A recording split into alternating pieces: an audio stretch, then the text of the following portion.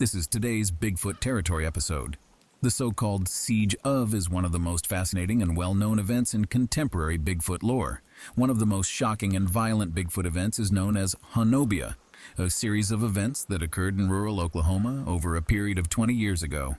Tales was frequently portrayed as a contemporary Ape Canyon incident.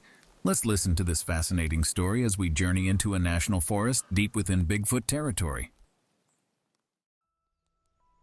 These incidents occurred in January 2000 at a remote farmstead outside of Honobia, Oklahoma. Honobia is an unincorporated community on the western border of LaFlora County. Since 1855, this area has been plagued by Bigfoot tales. Honobia is not incorporated. The most recent, widely reported series of events in Oklahoma that occurred prior to the late 1990s comes from 1971. Raided dozens of chicken coops on farms near El Reno as a tall, hairy humanoid. The strange series of events were the subject of numerous newspaper articles. The local area of Honobia is arranged in the Ouachita public backwoods at the lower regions of the Ozark Mountains, places that are frequently mentioned in Bigfoot mythology. Additionally, the area is not too far from other hotspots for Bigfoot, such as the village of Falk in the Arkansas swamps or the substantial thicket along the eastern Texas border. Many square miles are covered by vast forests and wilderness in the area surrounding Honobia. For centuries, there had been no people in the area. The Choctaw Indians were driven into this remote area in 1850 as a result of a series of massive ethnic cleansings known as the Trail of Tears. Were the first to settle in this area. Different clans that were expelled into this far-off wild were Cherokee, Seminole, and Muskogee Indians. The official establishment of Honobia was marked by the opening of a post office in 1914.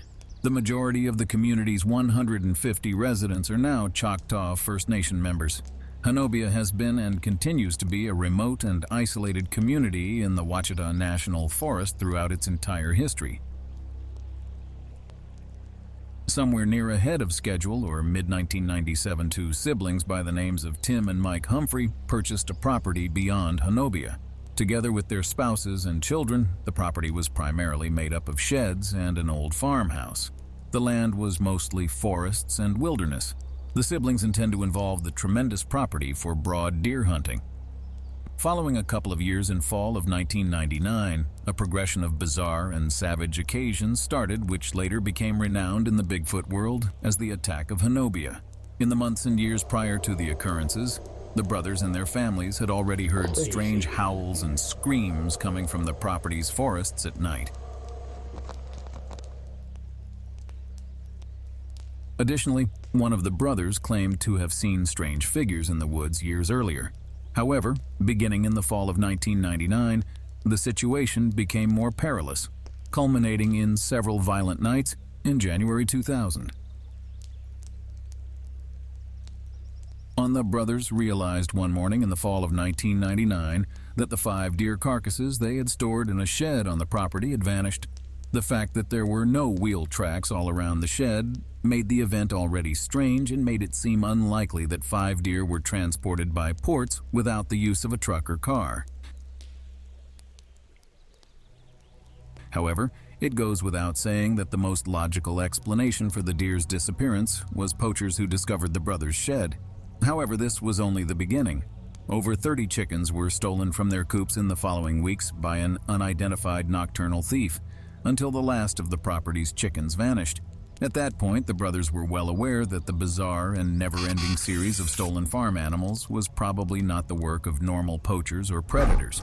So the Humphreys started to introduce different light hindrances on their property in desire to frighten the nighttime hunter off. However, that was not exactly what took place. One of the brothers was awoken in the middle of the night by a loud hammering against the front door of the house just a few nights after the light barriers were installed. As he opened the entryway, nobody was to be seen, the man uncertain. In the event that he had imagined, the bizarre commotion returned into bed, however.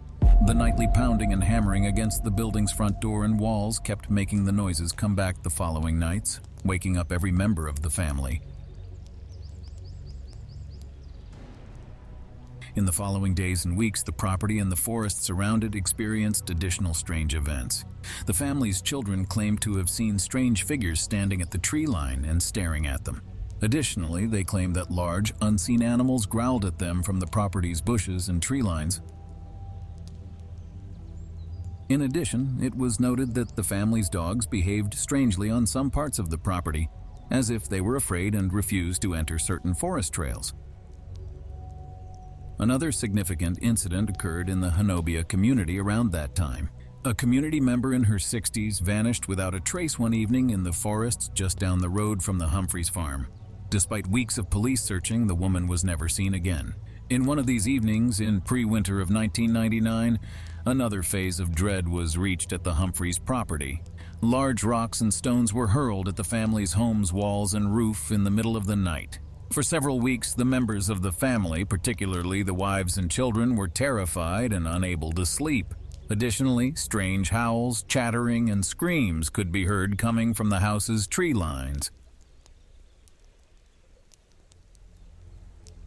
The nighttime shouts and rock tosses ended up being an upsetting daily practice at the ranch. A few days after the initial nightly rock throws, the next incident that shocked and terrified the families occurred. One evening, the 3-year-old brother's daughter was in her room screaming and crying out of shock. As the guardians went into the kids' room, the little girl guaranteed that a huge and monstrous gorilla was remaining before her window and gazed at her. One of the mothers also saw a large ape-like creature staring at her through one of the windows a few nights later. The farm's panic reached new heights. The families concluded that the property was presently not a protected spot and that the ladies and kids needed to leave the homestead. While the women and children relocated to a community nearby, only the men remained on the property. However, there are 2 additional incidents on the property that involved threatening behavior toward females. The brother's sister and her 2 children went to their brother's farm outside of Honobia one afternoon. As she passed on the vehicle to open the primary door of the property, the woman and the children in the back seat of the car were groaning when 3 large man-like creatures covered in hair emerged from the bushes. She got back in the car and raced to the farmhouse as the creatures approached the woman. The woman and her 2 children were shocked, pale as ghosts, and terrified when one of the Humphrey brothers opened the door. They were crying and in alarm, discussing beasts that had attempted to go after them at the homestead entryway. Nothing could be seen as the brothers, armed with assault rifles, searched for the creatures. A similar incident occurred a few weeks later when the brother's niece was also targeted at the farm's main gate. As the brothers began to fire at the tree line, shots were fired at the property for the first time during this incident. After her crying and dread-shaken, niece had gone into the house and informed them regarding the assault. The niece likewise discussed beasts and portrayed the aggressors as various enormous hair-shrouded animals that helped her to remember upstanding, strolling gorillas or Neanderthals. At the property, the situation fully deteriorated the following night. One of the brothers ran outside with his assault rifle when he saw one of the creatures staring through a house window. He saw the animal running over the yard towards the timberline. He fired multiple shots at the creature immediately, striking it 3 times. The animal, hit by different projectiles, disintegrated and tumbled to the ground. Yet again, after it got up once more and attempted to keep running towards the timberline, it fell and quit moving to look into the dead creature. The 2 brothers raced out of the house and into the yard.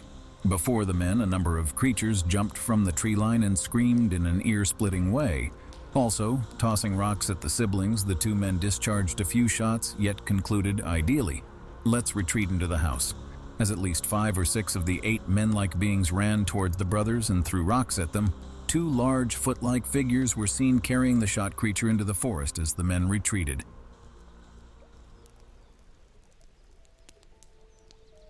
That night, several of the 8 men attacked and damaged the house, resulting in an hours-long shootout at the property, using rock throws to destroy nearly all windows and multiple attempts to enter the house.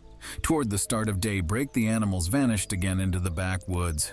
At the location where the animal was shot, multiple witnesses claimed to have observed the blood on the ground. Interestingly, a statement made by an unidentified logger on that particular evening is recorded. The man claimed to have seen 3 Bigfoots moving through the forest, with one of the Bigfoots appearing to be dead or wounded.